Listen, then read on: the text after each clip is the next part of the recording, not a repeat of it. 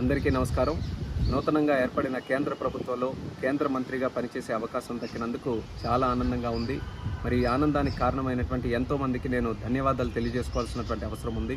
అందులో ముఖ్యంగా ఈరోజు తలుచుకోవాల్సినటువంటి వ్యక్తి మా తండ్రి గారు స్వర్గీయ కింజరాపు ఎర్రన్నాయుడు గారు. ఆయన చనిపోయిన దగ్గర నుంచి కూడా నాకు నిరంతరం వెన్ను తట్టుతూ పైనుంచి ఆశీర్వాదం ఎప్పుడు కూడా అందిస్తూనే ఉన్నారు. అలాగే ముఖ్యంగా మరి నాన్నగారు చనిపోయిన దగ్గర నుంచి హక్కును చేర్చుకొని నాకు నిరంతరం గైడెన్సు సపోర్టు అన్నీ ఇస్తున్నటువంటి మా అధినాయకుడు నారా చంద్రబాబు నాయుడు గారు, అలాగే నాకు సోదరుడు భావంతో చూస్తున్నటువంటి మా లోకేష్ అన్న గారు, అలాగే పవన్ కళ్యాణ్ గారు, అలాగే మన నరేంద్ర మోదీ గారు, మరి ముఖ్యంగా మా బాబాయ్ అచ్చెన్నాయుడు గారు, మా కుటుంబ సభ్యులు, మా అమ్మ, అలాగే మా సతీమణి అందరూ కూడా ఎన్నో త్యాగాలు చేసి ఈరోజు నేను 3 సార్లు గెలవడానికి కారణమయ్యారు.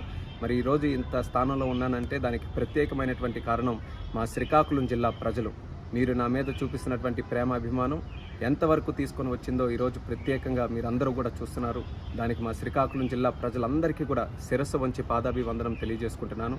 అలాగే తెలుగు ప్రజలు, తెలుగుదేశం పార్టీ కార్యకర్తలు, జనసేన, భారతీయ జనతా పార్టీ కార్యకర్తలు అందరూ కూడా కలిసికట్టుగా మొన్న ఎన్నికల్లో పోటీ చేసి ఒక హిస్టారిక్ విక్టరీని, ల్యాండ్ స్లైడ్ విక్టరీని ఎన్డీఏ ప్రభుత్వానికి రాష్ట్రంలో, కేంద్రంలో ఇవ్వడం జరిగింది.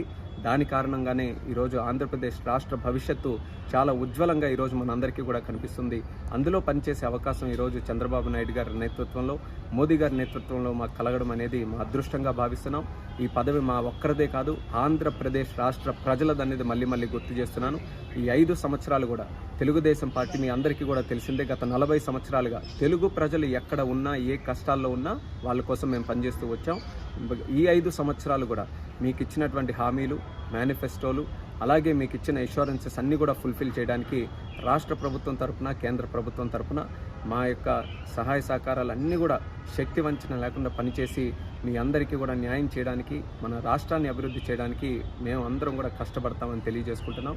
మరి ముఖ్యంగా ఆంధ్రప్రదేశ్ రాష్ట్రాన్ని మళ్ళీ అభివృద్ధి పటంలో నడిపి దేశంలోనే నెంబర్ 1 రాష్ట్రంగా మనం తయారు చేయాలి. అదే మా అందరి తాలూకు లక్ష్యం. దానికి